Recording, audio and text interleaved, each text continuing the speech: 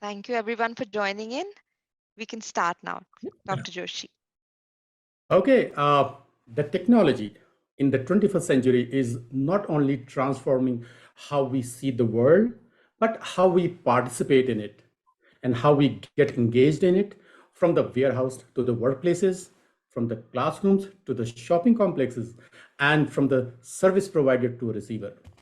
Good evening, everyone. Thank you all for joining us today in this webinar. My name is Dr. Suresh Joshi, and I am the host and the moderator for today's webinar. So I'm working as a professor and deputy director at the Center for Continuing Education, University of Petroleum and Energy Studies in Dehradun, in the beautiful state of Uttarakhand. I come from a diverse educational background in education technology, educational psychology, and learning design and technology. I have around 26 years of experience in classroom teaching and at the same time in learning in India as well as in the US. I have some publications, and I was a Center for Teaching Excellence certified instructor from Texas A&M, USA, and I'm a Fulbright scholar. So this webinar is brought to you, ladies and gentlemen, by a collaborative endeavor of Edology and the Center for Continuing Education, UPES. So Edology is a global edtech brand that provides industry-powered global education, and CCE is the center that offers highly specialized industry-driven distance and online learning management programs that focuses on key domains such as power management, aviation, that is air business management right now, logistic and supply chain management, international business, oil and gas, and infrastructure management and industrial safety. So these programs immensely help industry people and working professionals develop their skills, grow in their own areas of expertise, and take their professional career to the next level. Now, this is the time to welcome our speakers for today's webinar. So the first, I will go to Mr. Jayant Gupta. Electrical engineer by profession, Mr. Gupta did his master's in management and system from IIT Delhi. Joined HPCL in 1987 as an officer trainee in the information technology department. Now he is heading almost, as executive director of information systems in HPCL. So he has worked in various positions in Oil Coordination Committee, Zonal Office, and Information Systems. And in addition to that, Mr. Gupta is responsible for all IT functions, including information security, applications, development, communication, and network infrastructure, including data centers and technology. Welcome, Mr. Gupta, for joining us today in this webinar. And thank you so much. And ladies and gentlemen, And our second speaker for today's webinar is Dr. Shraddha Kanwar. She is Chief Learning Officer at iNurture Education Solutions in Bengaluru. So with 25 years of experience across various educational realms, her research revolves around changing paradigms of education in the techno-cognitive era, ranging from talent development to digital enablement, and finally constructing transforming ecosystem around the emerging spheres of learning sciences. So she's a committed professional towards digital transformation, ladies and gentlemen, of the institutes, especially in the higher education sectors, through technology-driven learning with focus on NEP 2020. So with these words, Dr. Shraddha, I welcome you for this webinar, and thank you so much for joining us. And now for the third speaker for today's webinar, ladies and gentlemen, our in-house expert, Professor Dr. Anshuman Jaswal. He's a professor and head of the core cluster in the School of Business, UPES Dehradun. So prior to this joining us at UPS, he has been an associate dean of academic department and an associate professor at the Indian School of Hospitality. And before that, he has had several roles in different universities, including Bennett University, School of Management, and some other foreign Indian and foreign universities, there is a long list. And I should not forget to mention it here. He has been working for the top multinational companies around the world for several years. And ultimately, he brings that all experience to us here at UPS. Thank you so much for joining us, Dr. Jaswal. We welcome you here. Thank you, Dr. Joshi. Thank you. Before we proceed further, I would like to let you know, all know that this webinar is going live right now on YouTube, and it would be available on LinkedIn, Facebook, and Instagram channels also. So we have, till now, we have attendees under 50 maybe, but we have registrations around more than 285. So we are waiting for all of them to join us. And now, if you have any questions in between on the go in the webinar, please let us know those in the chat box. So we will pick up those questions wherever we feel like we can accommodate those. Otherwise, we will be talking about those questions at the end of the webinar after 35 to 40 minutes. But still, do not hesitate and do not restrict yourself of posing questions here. So in today's webinar, what are we looking forward? What are we doing in today's webinar, ladies and gentlemen? That's something different, than what has been happening in the webinars usually. See, this is the technological world, and we have been listening to a word which is called metaverse all the time. So, but we do not know several things about the metaverse. Let us say, for example, what metaverse can do and cannot for us, and how are the gaps between the actual vision and the ground realities can be filled. And do we really have gaps? We need to know those. And what will be the impact of metaverse on business, governance, and sustainability? And last but not the least, which is very important component of today's webinar, ladies and gentlemen, we will talk about how will metaverse change education and learning. So let us just let me just open the forum of questions. And first, let me go to our speaker, Dr. Anshuman. I mean, Dr. Anshuman, we would like to understand from you, what actually the metaverse is, and from where it all started, and how it has evolved over a period of time. Thank you. Thanks for that, Dr. Joshi. So the metaverse is essentially a virtual world. And if you talk about the origins, it is not an independent sort of technology in itself. Basically, it's a conglomeration of coming together of a number of different technologies. So over time, we've developed our capabilities for augmented reality, for virtual reality, right? We have improved our capabilities for spatial computing. Artificial intelligence and machine learning is something that has come up in the past few years. So have displays. So obviously, the metaverse, as we know it today, requires either advanced head-mounted displays. It requires glasses, that have been developed in the last few years. It also requires motion sensing technology. So really, metaverse is a virtual world which is coming about because a number of technologies have developed over the past decade or 2 decades, and they're all coming together at this point in time. And what it does is it allows us to really take any reality we have. So, it could be this discussion, for example. It can be a concert, a music concert. It can be the classroom. We can take that reality, we can put it online in a virtual world, and from there, using our own identities. So it's not this person or this face talking. It's the identity that we've taken in that world. That is the identity that represents us, and that is what really participates in that particular concert or classroom or workplace, whatever that might be. So really, it's the evolution of a number of different technologies which have come together at the right time. The other thing I would like to add here is the payment technology.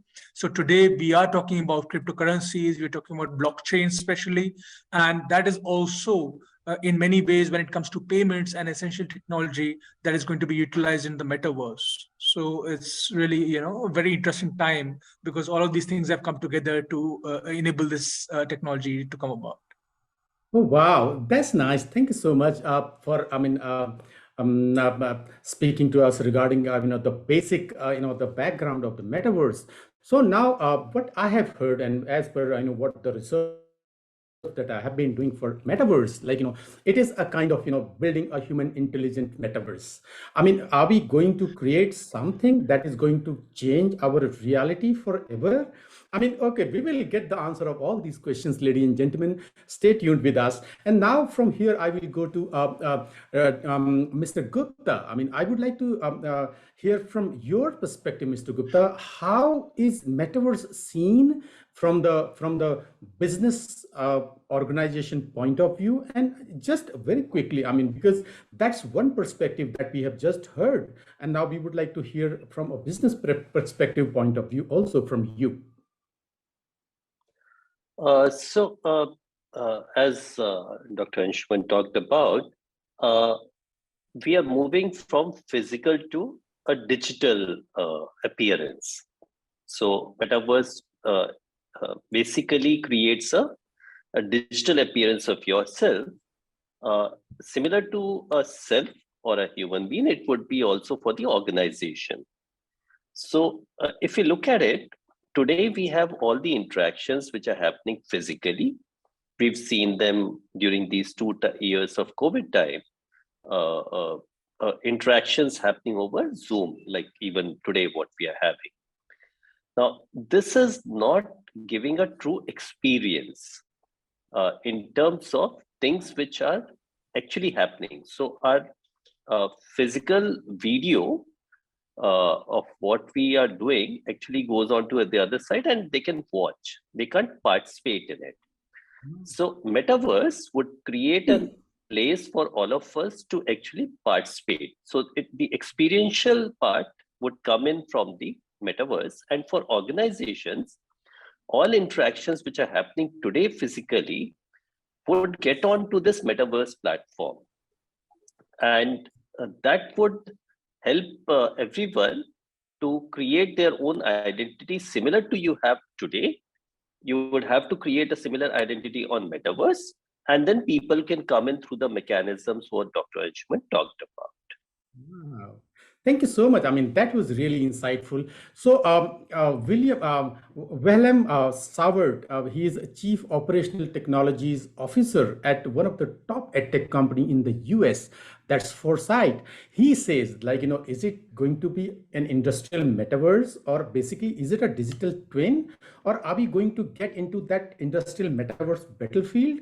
So we will also get to know about these all the things in the forthcoming, discussion in the webinar. But from here, Dr. Shraddha, I would like to hear from you. I mean, since we are talking about these two, I mean, though the avatar is same, but the thing is these two perspectives. So now from an educational perspective, we would like to know, I mean, how metaverse is seen from there.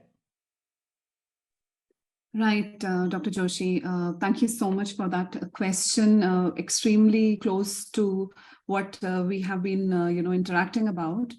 I think, first of all, this is the most exciting, most fascinating time to be in education or in learning. There could be nothing more exciting than what we are having around us today. The opportunities, both for the students, the teachers, the universities, all institutions of learning. And, as we're discussing today, we're talking about a lot of reality. So my first question is that, is what we are seeing around us the reality? Or is the metaverse the reality? Because we are contending what we are seeing us today, our eyes are seeing something, so we are believing it, our ears hear something. So the stimuli that we are experiencing around in the physical environment is one reality. If we look at the metaverse, it is an environment where there will be a synthetic stimuli, which means that you will have same kind of environments. Of course, Professor Anshuman, Mr. Gupta have already spoken about it. But from an education perspective, it will be the teleporting of a student into a different world. And this brings in so many opportunities. It's so fascinating. So from, what we talk about in education, the experience and the experiential learning scenarios that are so difficult to create in a very conventional classroom will get so beautifully sort of realized because of the metaverse. And if you focus on two things, one being the skills that the students will acquire because of their, ability to transcend into that environment. So from learning to collaborate in social spaces with different kinds of individuals, learning to regulate because decision-making and thinking will become very powerful, learning to learn, which is one of the most important skills of 21st century, and learning to make sense of wicked and, uncertain scenarios where they will be exposed to. So from that perspective, this metaverse journey where virtual reality, which is completely, created and technology based, and augmented reality, which is again, something which will enable a creation of mixed reality learning scenarios, there is huge opportunity for learning. I know there is a lot to talk and there's a lot to sort of discuss, but I leave it at this point to this question, Dr. Joshi, that there are huge opportunities, and I think in the next segment I'll probably elaborate on what opportunities there are. Wow.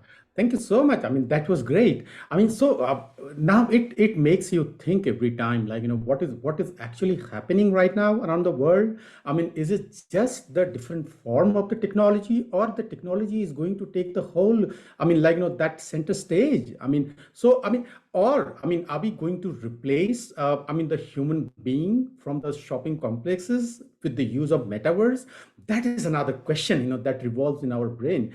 But so, Dr. Anshuman, here, I mean, my understanding, my brain goes into the next question that makes me think, what would be the role of metaverse in traditional educational classrooms, and how it may impact the future education sector? I mean, what would be the new possibilities, I mean, to enhance the teaching learning capabilities?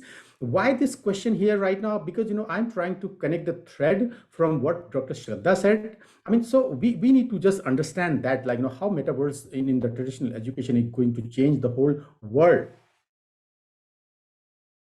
Sure. Thanks. Yeah. So, there are two ways in which, at a very basic level, we can look at the impact on education. So, for example, the way you have your normal lectures in a school or a university, the way we had during COVID, you could have those in the metaverse, right? So it's replacement of like for like, the way we are doing it on Zoom right now. Our identity goes into the metaverse in a classroom or even outside, wherever it is, and the same lecture takes place there.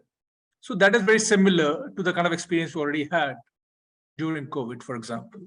The other way it could impact is it could really, really revolutionize education, because as Dr. Shraddha said, there are various ways of experiential learning. So, for example, an example, we discussed this earlier.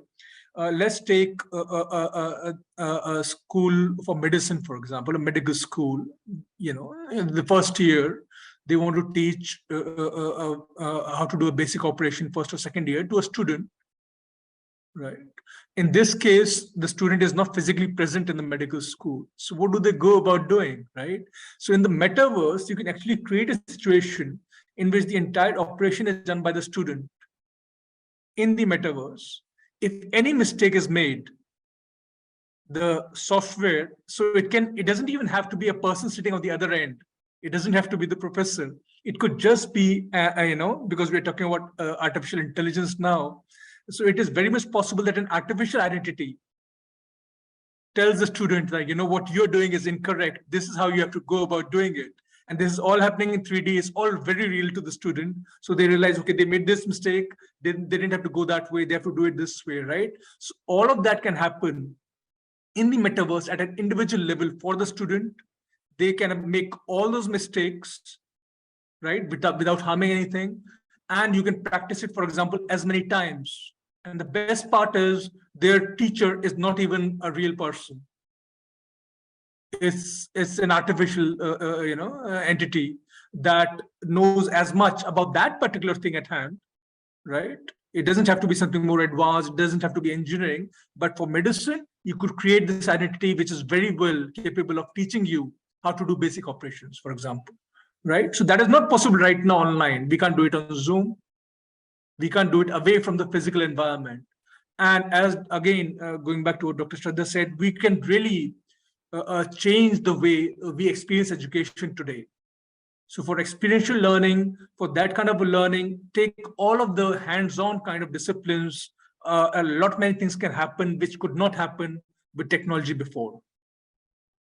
Wow. Oh, thanks so much. That was like, that was really, eye-opener kind of information, because what I'm thinking right now as a student perspective, when I'm doing an experiment, like, let us say, for example, as a medical student, see, Yeah. so, and I'm not harming anyone, what you said, and without that, anything, I'm just learning new experiences, maybe, in that meta space, that's really fruitful. So now, on the other hand, because I'm thinking the other side of the story also, like, that the how this whole scenario, and how this whole platform, technology based platform, is going to change the business. So here I'll bring Mr.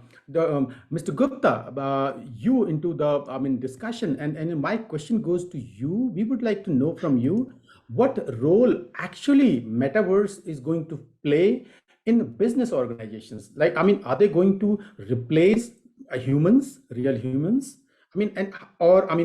Is the market going to go up, down, and are we not going to see many cars on the road? Just those who are rushing and running just to catch up their, those punch-in timelines in the offices.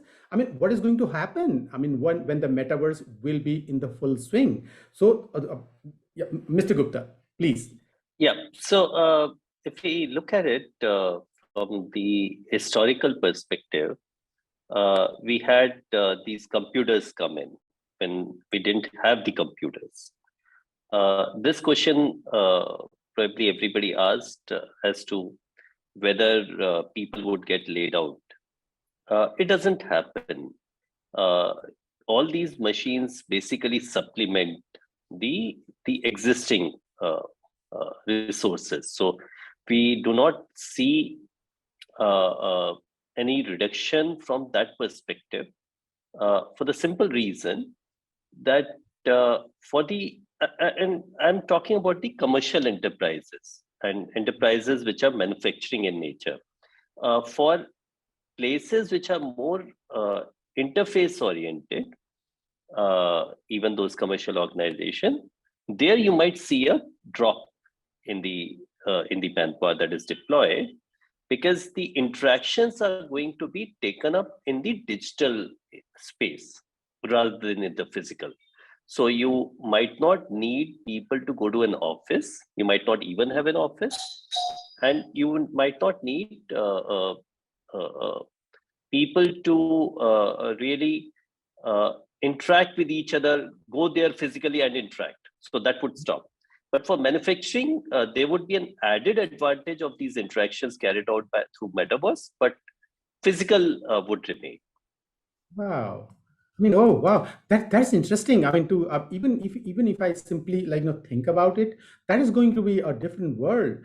So here, we have one question, very interesting question, I would say. So I will pick up that question, and I'll just seek advice from Dr. Shraddha here. But before that, let me just talk about something very quickly to set the tone for that question.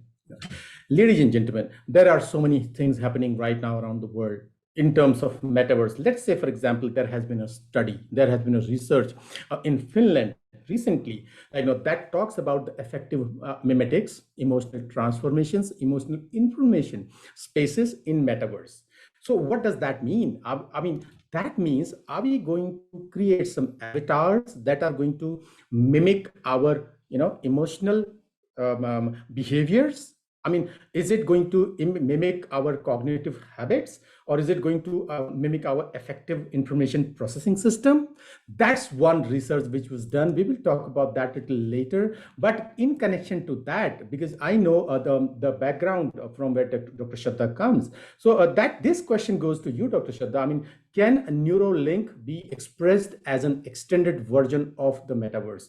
That question was asked from one of the attendees, Aftab. Thank you so much, Aftab, for this question. This is really interesting question. So, Dr. Shraddha, that's, I mean, to you, maybe if you can throw some light on that, that would be great. Yes, Dr. Joshi. I'll respond to Aftab's question, but let me just set the context for that particular question. Like Dr. Anshuman mentioned about the classroom of today changing completely, and we spoke about something, and we keep talking about this, the amalgamation of a physical and a digital world. So, the phygital spaces that we're talking about. In that context, if we look at what a metaverse learning environment brings, it helps us to expand in time and space. Now, for instance, if we are sitting in a classroom today, we would be studying what is contemporary. Let's say there's a war happening in Ukraine or something else. But if we have to understand the 1947 independent freedom struggle, or we have to understand, let's say, what happened in World War I or II, we have to read archives or look at movies of that era. With the metaverse, you can actually have an opportunity to go back into time, to go into the future, to go into a space where you are not physically accessible. If you want to experience the climate of Antarctica today, you can do that. It completely sort of positions you over there. So that was in terms of the unlimited aspects of what we can, get into. And the second thing, what you mentioned, Dr. Joshi, was very interesting in terms of the impact of what we experience in what is called a neo-reality, or something which is very different. So when we are studying in a traditional, conventional classroom, it's the cognitive domain of the brain which gets impacted. So we are learning, we are thinking, we are responding. But when we are watching something, like let's say we're watching the FIFA World Cup or something which is very interesting and exciting, we actually immerse ourselves into it. And we become part of that spectator, even without being in the stadium. We are watching it from our television channel, networks, etc. Now, what a metaverse does, if you actually experience that, and you actually sit in the stadium and feel the same energy, the same vibe, the same crowd, the same temperature, the same, everything, the perception is so strong.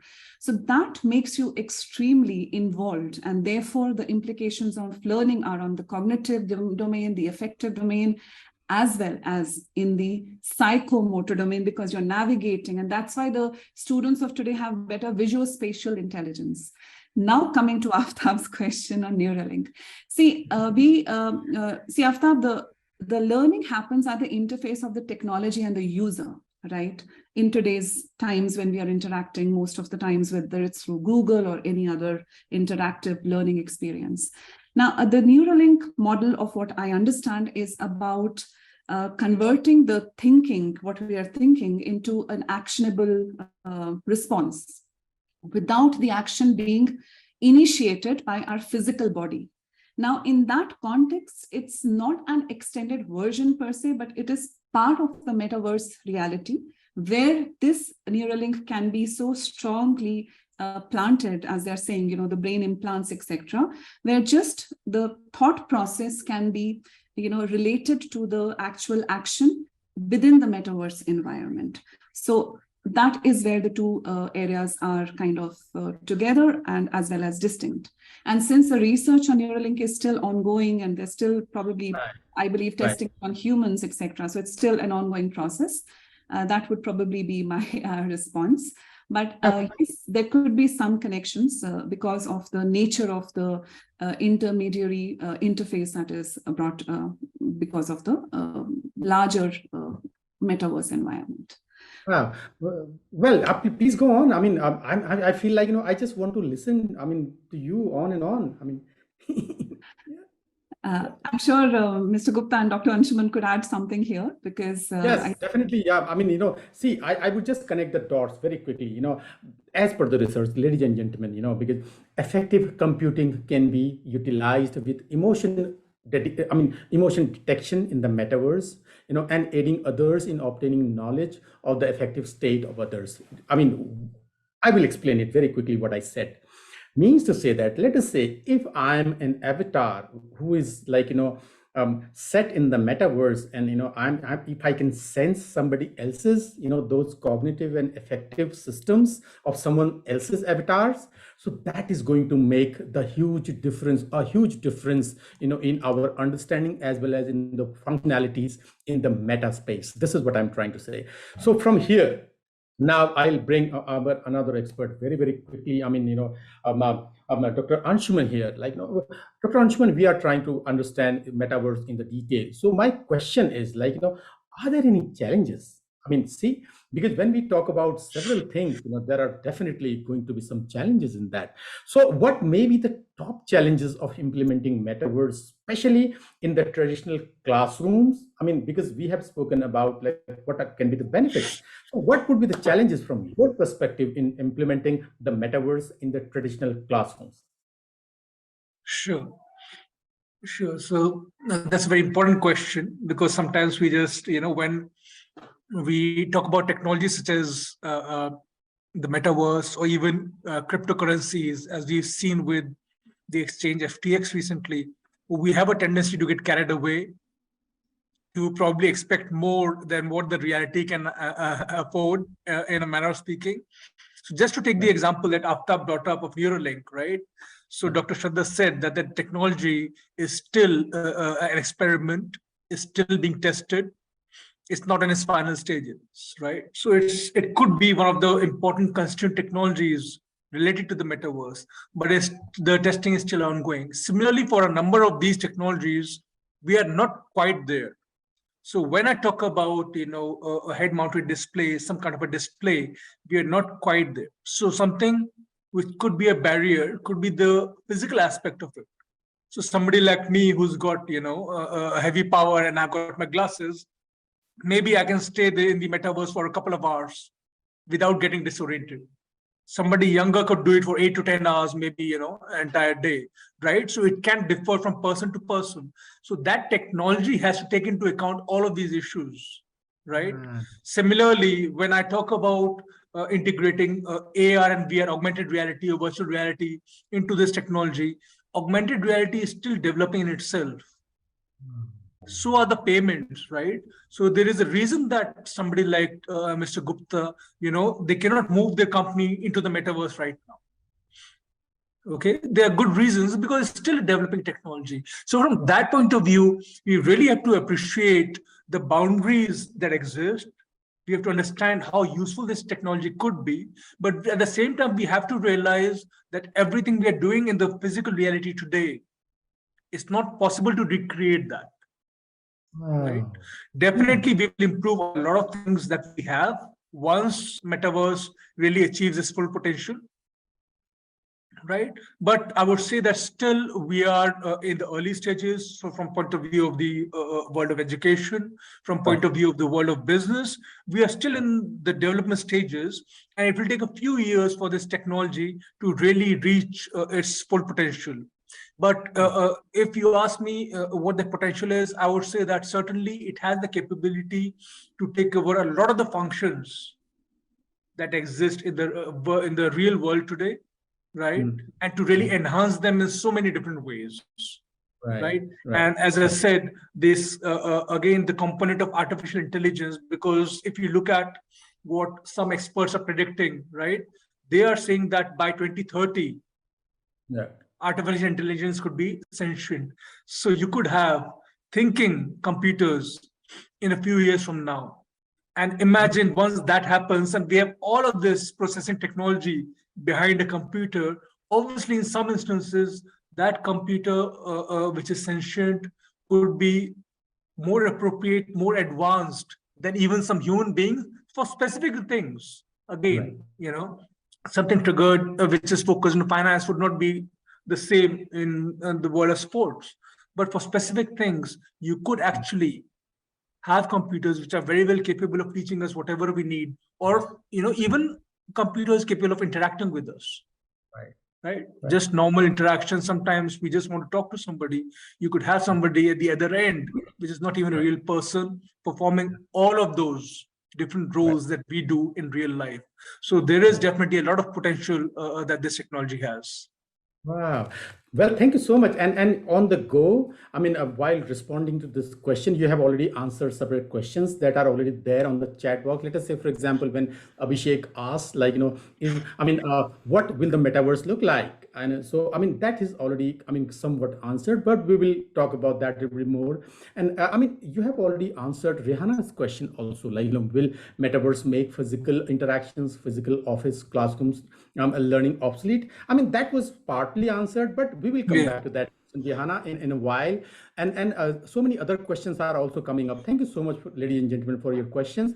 Let me tell you very quickly here, for our information, we see only 24, 26 attendees here, up and down. But I just got to know from our back-end team that there is a huge attendance, those who have joined the webinar without signing up. And for them also, thank you so much for your overwhelming response. Please stay tuned with us and just keep posting your questions. So very quickly, I will let you know one thing, So metaverse is helping in improving emotional intelligence in the new normal, which is called meta space, And what could be the applications of this meta space for us as digital natives, as well as for digital immigrants? We will talk about that in a bit. So, and from here, I would quickly go to Dr. Shraddha once again. What could be the top challenges very quickly? 1, 2, 3 maybe of implementing metaverse in education sector, especially in the online world. Right. Dr. Joshi, I think education being the microcosm of society, I'll not respond from a technology perspective because Dr. Anshuman has already shared that. But from the angle of, the social humanistic angle, I think the most important challenge that we face is not per se because of the metaverse, but because of technology which has invaded our lives.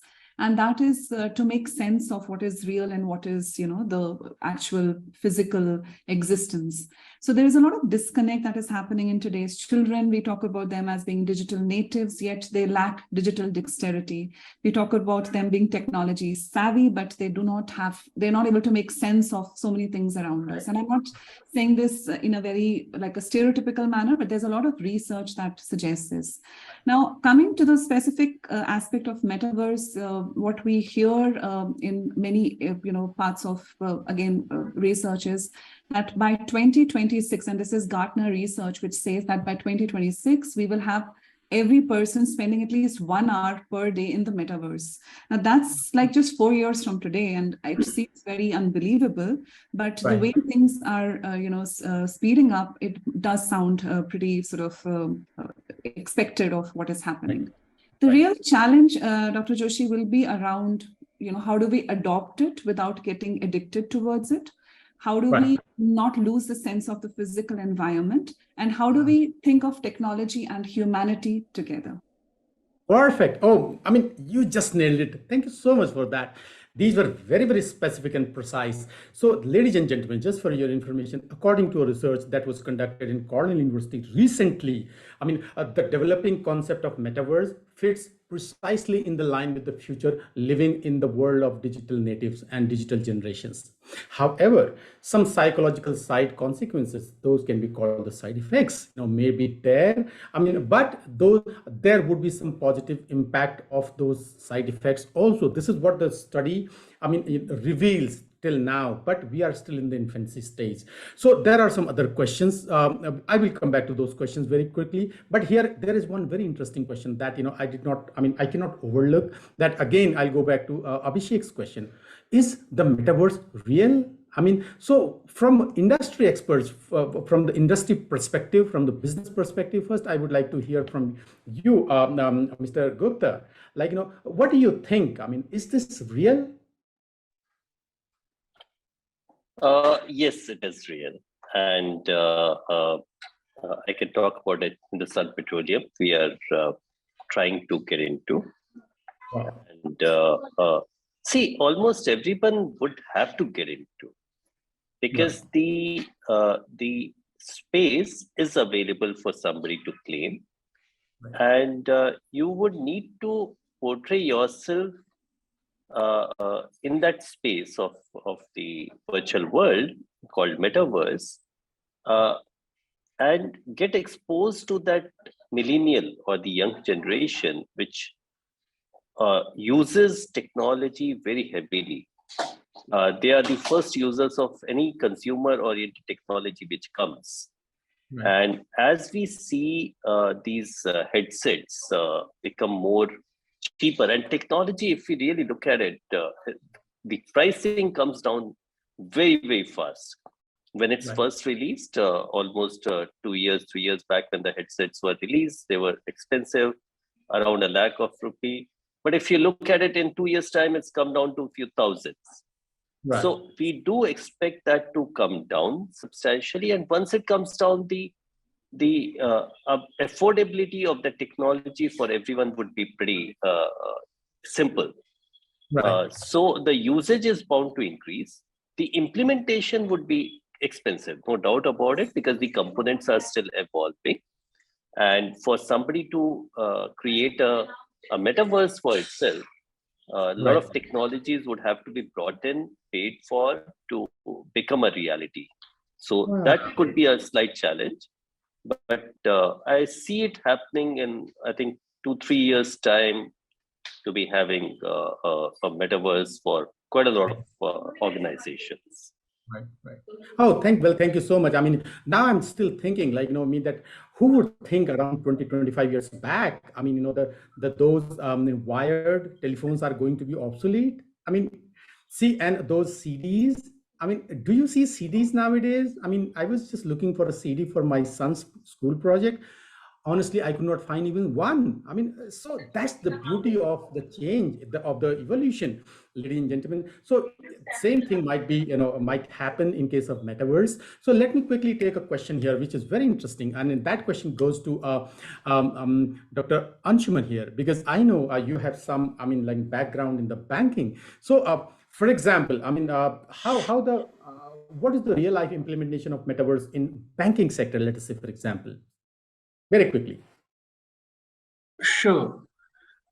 So basically, as I said, there are a number of technologies which form the basis, the foundation for the metaverse. So there will be some fintech technologies, fintech-based systems. So we are talking about blockchain, which could be a new form for payment. So that could be, again, all interaction, all commerce that happens on the metaverse could be using technologies like that. So that would be something that the banking services provide, right? So banking sector provides. So that would be one thing. Another could be, we've already in our day-to-day lives moved away from retail banking through branches, right? That has already happened. The revolution, the payment revolution has already happened. It was hastened by, of course, COVID.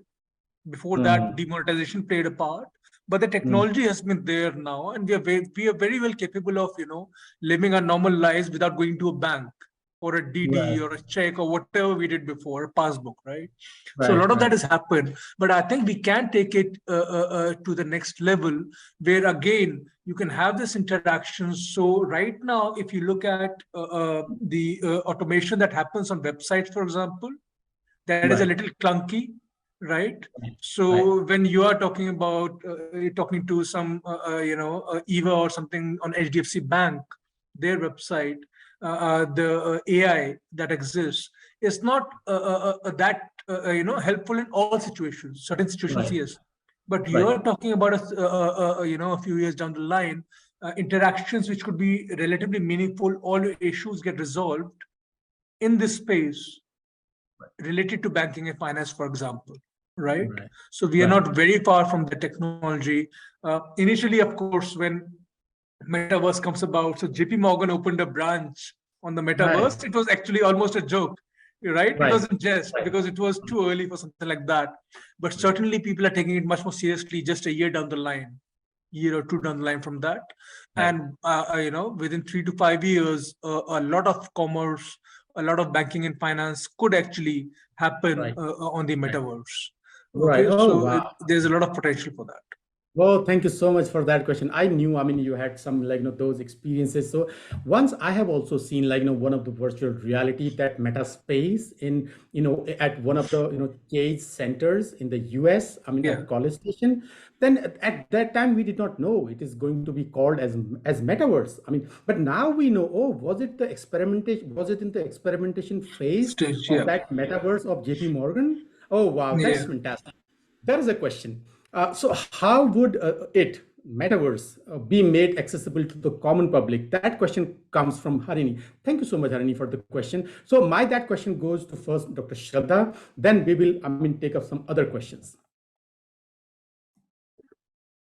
I think accessibility is something as near as around us, like if you look at if you look at something as simple as Minecraft, for instance, which is something which children are engaging with, it's being used as social experiments, educational experiments. What Dr. Anshuman mentioned in terms of blockchain, these are all real technologies, what Mr. Gupta spoke about in terms of, digitizing and creating a metaverse of something which is in a oil and gas kind of a industry sector. From Adidas to Nike to all your commerce setups are now having digital studios where you don't need to physically go into an outlet. You just can sit here, take your digital avatar, buy something. It's through three-dimensional technology you can actually understand whether it fits you or not. So it's not something which is really stopping. It's not having something which is a reserved or a exclusive space. If the accessibility issue is there, it's basically because, like it's been mentioned, it's still in the nascent stage, it's still evolving, and it will take time for the right kind of technology to be sort of all pervasive. But Right. how we all know how Web 1.0 and 2.1, I mean, how that whole transition is happening. So it's pretty much around us to explore. And in Right. different formats, if you look at some of the games, if you look at Second Life, if you look at some of the movies, there are a lot of movies, if you look at, which has this whole alternate universe kind of a feel to it. So I think it is already somewhere there. It's for us to explore and navigate into an experience. Yes, Right. the very finer aspect of, suppose if I have to study metamorphosis of a butterfly, or if I have to study the surgery of a heart being transplanted, and how do I get into that? Those are areas which are still obviously very complex, very, Right. very sort of difficult even today to sort of demonstrate. But I think it's around us. So it's just a little bit of time that we have to spend to explore. That's beautiful. See, ladies and gentlemen, just to connect dots from here once again, see, in some those 5D cinemas are also into the experimental phase right now. See, I mean, so we did not know still metaverse at that time when I was sitting in that theater. I mean, the 5D cinemas, we did not know about that. Things evolve in such a way. I mean, every time, and now we are talking about the metaverse from the futuristic point of view, sitting here. But who knows? I mean, the reality comes very quickly in front of us. So, in a way, Dr. Shraddha, when responded to my question, she has already answered the question related to the 3D physical space. Maybe I will just go back very, very quickly, and I would go to Mr. Gupta right now. I mean, Mr. Gupta, we would like to just understand from you, I mean, what will be the impact of metaverse in the area of sustainability? Because that's important, right? We need to sustain. And in governance and in cyber security, there are three components. Very quickly, your response, please. So sustainability, yes, it would add to a reduction in carbon emission. We should see movement of people slightly reduced, because if they are able to solve their issues digitally, they would not need to go to physical. And our assumption is that the experience that they have while dealing digitally would be much more or similar to that physical experience, so that they shift to that kind of a thing, pigtail. Second aspect you talked about was governance. Now, governance does have a challenge at times, because these NFTs, so the metaverse is based on NFTs, they are not governed by a single regulatory agency. they are governed by those. I mean, blockchain. If we look at it, it's a kind of a contract which is okayed by all the participants, and any change which is brought about is known to all the participants. So there's a absolutely perfect fiduciary, or there's a chain which is available for somebody to figure out where the change has happened. However, you could have plenty of these metaverses in different NFT areas. And how do you move from one to another? How do you say that this belongs to a particular person or a particular organization? Those kind of governance challenges would remain. On the cybersecurity aspect, I mean, since the avatars are not really actually, I mean, nobody can define that this is so. Like the case of Twitter blue ticks happened, where their assumption was that the real organizations would have those ticks coming in because they would be representing their own Twitter handles.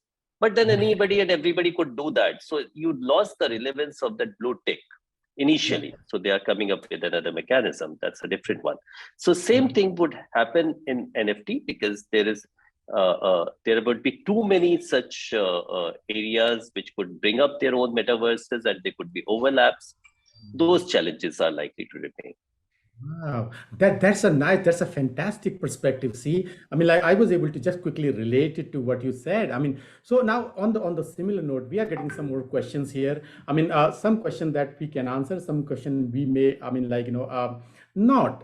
Let us say, for example, one question comes like, does UGC have a stand over metaverse education? We might not be the right, I mean, like, authority to speak about that, but we can discuss things. Another question: will metaverse replace social media as we know it?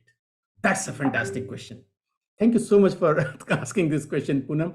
Dr. Shraddha, I first come to you to have your perspective on that, because that's a fantastic question. And then after that, Dr. Anshuman, you.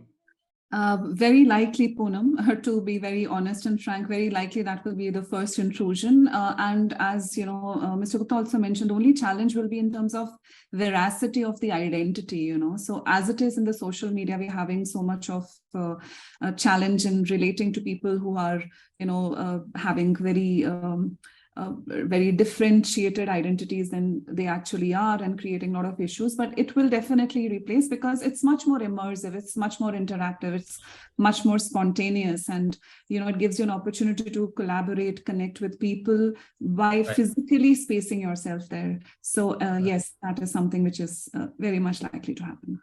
Thank you so much. And I will come to you, Dr. Anshuman. I mean, we will continue with that question. Let me tell you here, ladies and gentlemen, very, very quickly, there is an important information coming up. Other than that, what we see here, number of participants, we have a huge 201 are already watching us here. Thank you so much, you all. And we are really excited to speak you all about this really, really urgent and emergent topic, that's metaverse. Dr. Anshuman, please go ahead. Your take. On social media. Yeah. Exactly. Yeah. So actually, if you look at Facebook, which is Meta now, right? They've made this huge bet. So according to analysts, probably they spend twice the amount of money they should be spending on creating a version of the metaverse on social media. So the very companies that are the building blocks of social media are interested in moving towards the metaverse. So most definitely the answer is yes. It is, or actually to put it another way, social media is going to move on to the metaverse, right? All of us will be interacting there. The problems with identity that Dr. Shraddha has brought up, those would be crucial. Technology such as blockchain, NFTs that Mr. Gupta mentioned, those would be crucial in verifying identities, right? But of course, we have a long way to go before we can address some of the governance issues that come up. Because again, an important aspect would be who's governing this particular world that is coming up, right? So there would obviously have to be agreement between companies, between governments about how the whole thing would be governed. Of course, it's not impossible because we've done that with the World Wide Web. We've done that with the internet. So again, that can happen. But that is a process that all of us have to go through over the next few years. So the technology has to evolve. The regulation has to keep up with it. To indirectly answer the UGC question, again, the regulator also has to first accept that the technology is something which has the potential to be used regularly, actively, right? The technology has to be capable. And then, of course, they have to come up with their own policy for it. Right. So both Well, thank you so much. I mean, we have, ladies and gentlemen, 4 minutes left, and we have a few important things to cover. Let us say, for example, before we, get to the end, what are the subject domains where metaverse can create a difference? Dr. Anshuman, I will start from you, then I will go to Mr. Gupta, then ultimately Dr. Shraddha, very quickly. Right. So, just to give examples, Sony is actually creating motion sensing technology, which would be very relatively cheap, right? So for 20,000 rupees, for example, or thereabouts, you could have technology bands at 6 points in your body, which can sense your entire body and your movement. So you could be walking around your room physically, but you're also doing that in the metaverse. You are shaking hands with somebody, that is also happening. So that is relatively cheap technology. Why is it happening? Because Sony has a vested interest in gaming, right? So gaming is one area, entertainment is another, because you've already had concerts which happened on Roblox and other places, right? So these are some of the more obvious industries that would come up. But most definitely, at UPES, we're already working on this technology, right? Wow. In the metaverse, we're already thinking of creating some content on metaverse, moving out some of our courses. Some of them could be short-term courses because, again, UGC is a factor. But the idea is the education sector also, and Dr. Shraddha obviously also is really working a lot on this technology and trying to understand what the potential is, what the applications are. So certainly these would be some of the more obvious sectors. But of course, Mr. Gupta would also have something to add from the business point of view. Definitely. Well, thank you so much. And by this way, you have answered somewhat, Ravi Shankar's question also, where he was asking about the UGC's role or a stand kind of thing. Now, Mr. Gupta, I will come to you very quickly for your insights on this question. Like, what are the subject domains or what are the domains areas where metaverse can create a difference from industry perspective? You can keep your company's perspective in mind. Over to you. Yes, so I think spaces like your complaints definitely should go there. Customer awareness, a lot of programs are created on that, where we try to explain people on how to use the kitchen gas, the stoves and all. That could go on onto that. I think those are two areas which comes straight to my mind. Okay. Yep. That's perfectly okay. I think more, right. That's okay. I mean, let us go to Dr. Shraddha until then. I mean, Dr. Shraddha, very quickly, we have very little time left. Very quickly. Thank you.